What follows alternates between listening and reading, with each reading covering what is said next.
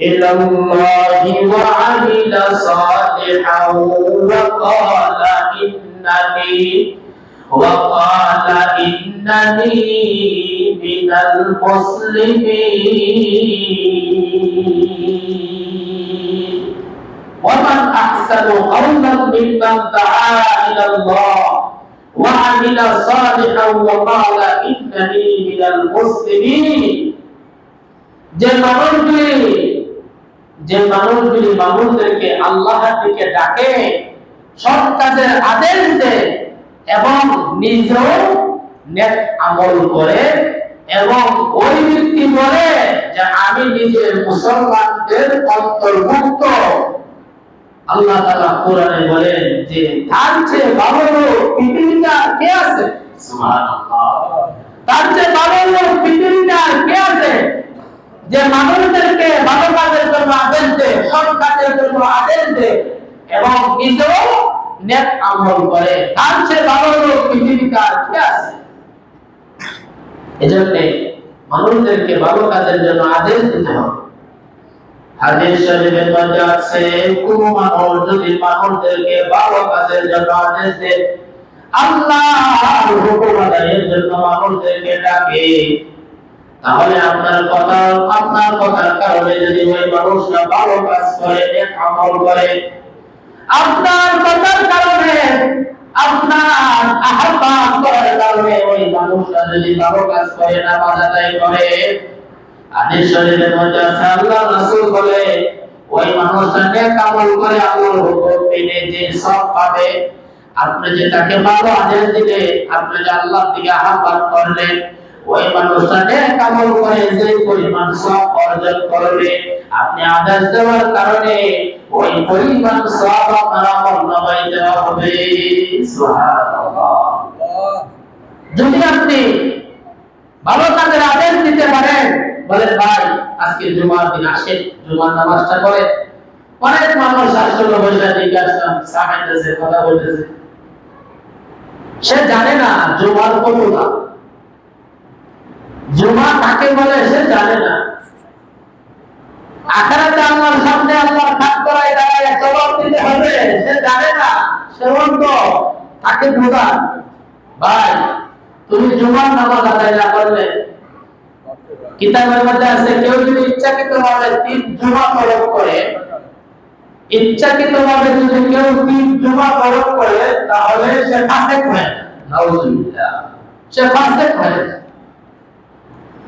তো যারা জুমা বাদ দিয়া শাস্ত্রবইটা ছাড়াইতেছে, সিগারেট খাইতেছে আর বিভিন্ন গুনার কথা নিয়ে সময় কাটাইতেছে, সে যদি জানতো যে জুমা না পড়লে, নামাজ না পড়লে আল্লাহর কাজ করা হিসাব দিতে হবে, সে যদি জানতো, বুঝতো, তাহলে অনান্তর সময়টা সে নষ্ট করতো না।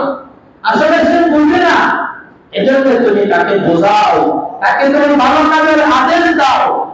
যদি তুমি তাকে ভালো কাজের আদেশ দিতে পারো, তুমি যদি মানুষদেরকে আল্লাহর দিকে আহ্বান করতে পারো, আল্লাহ থেকে যদি মানুষকে তুমি ডাকতে পারো, বান্দারে হাদিসের মধ্যে আছে আসমান ও জমিনের সমস্ত মাখলুকাত, আসমান ও জমিনের মধ্যবর্তী সমস্ত মাখলুকাত তোমার জন্য আল্লাহ তাআলার কাছে ইস্তেগফার করতে থাকবে। সুবহানাল্লাহ। আসমান ও জমিনের সমস্ত মাখলুকাত তোমার জন্য ইস্তেগফার করবে। সুবহানাল্লাহ। এজন্য মানুষদেরকে ভালো কাজের আদেশ দিতে হবে।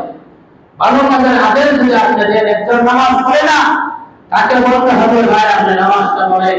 একজন মিথ্যা কথা বলে, তাকে বলতে হবে ভাই মিথ্যা কথা ছেড়ে দেন। একজন গুনাহ করে, তাকে বলতে হবে ভাই গুনাহ ছেড়ে দেন। একটা হলো সৎ কাজের আদেশ, আরেকটি হলো অসৎ কাজের নিষেধ। যে নামাজ পড়ে না তাকে আহ্বান করতে হবে, বুঝাইতে হবে ভাই নামাজটা পড়ো, আমার ভুলের কারণে আমি যে বুঝাইটা, এই জন্য যদি সে নামাজে আসে, সে নামাজ পড়ে যে পরিমাণ সওয়াব কামায়া যাইতো।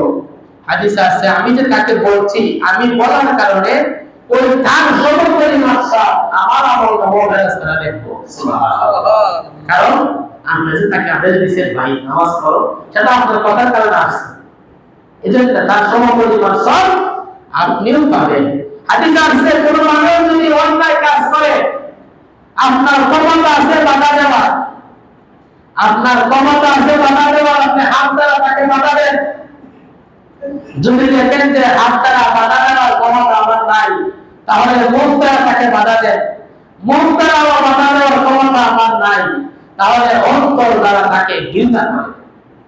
আর যদি আপনার হাত দ্বারা বাধা দেওয়ার ক্ষমতা আছে, মুখ দ্বারা বাধা দেওয়ার ক্ষমতা আছে, আপনার যদি আপনার ক্ষমতা থাকার পরেও আপনার তাকে বাধা দিচ্ছেন না, সে অন্যায় কাজে লিপ্ত, সে গুনার কাজে লিপ্ত, আপনি ইচ্ছা করে তারা ফিরাইতে পারতেন, কিন্তু আপনাকে তারা ফিরাইছেন না।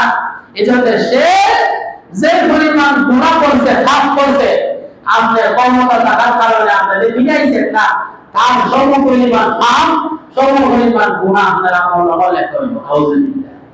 কারণ আপনার ক্ষমতা আছে, আপনি কেন বাধা দিলেন?